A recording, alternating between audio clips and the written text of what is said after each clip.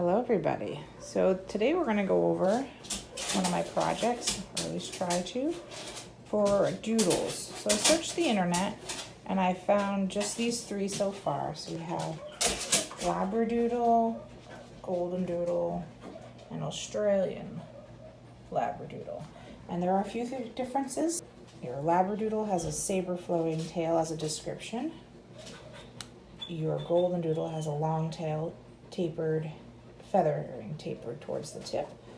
And your Australian Labradoodle says it needs to be cut to the same length to match the legs.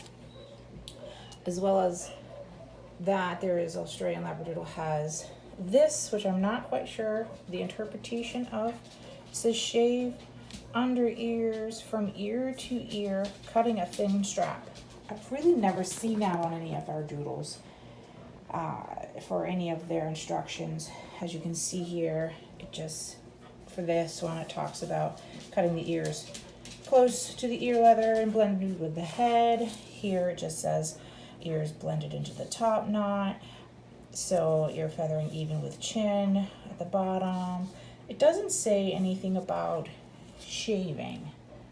So I'm not sure about that. I'm leaving that out. I'm going to be working on establishing more or less this one. It really depends on what we have for growth over the next 8 weeks. I'm going to have you guys follow along. We're going to grow out a doodle. A friend of ours has graciously allowed us to use their doodle for this project. She's quite young. She's 10 months, I believe. 9 months, actually. So we'll see how it goes. You'll meet her in a little while. But I like these because it does show you where your transition lines are going to be between the body and the legs. It's going to show, blending into the tail the first very short amount from here to here, which is great instructions. Some of them are a little more in depth. This one is extremely in depth, like I said.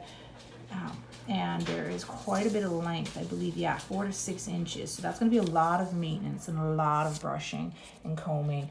So that haircut and style is going to be, along with this one, is going to be quite a bit of maintenance.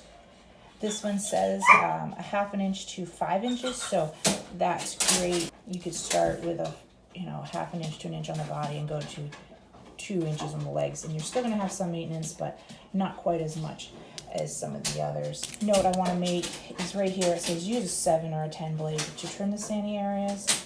Not to use hot blades, absolutely, but honestly, I would shy away from the 7.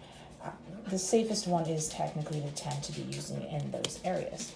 So for now, that's where we're going to leave that, and we'll be back shortly. So we're back just briefly. Say hi, bye, hi. She's doing very well in the tub. And I wanted just to put in there a little blurb or whatever that you are doing this at home for yourself. Try to seek out like a Tractor Supply or something like that, or even one of your local groomers, and see if they have a self-serve department or tub that you can use. It's great for your back. Trust me, it'll be, especially if you're a larger dog, your back will love you for it.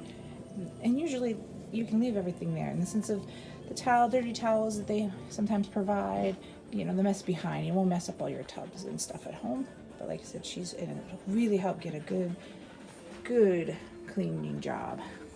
We'll be back probably again in a little bit. So we're gonna just come quickly back and just do a quick view. We've done her bath, the complete brushing, drying, everything. There's no knots or mats. Here we are. I'm gonna do a little trim work just to even her up in some areas.